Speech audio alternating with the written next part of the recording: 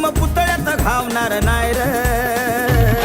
संविधानाला वाचून पाय र भीम अजून जिवंत हाय र संविधानाला वाचून पाय र भीम अजून जिवंत हाय र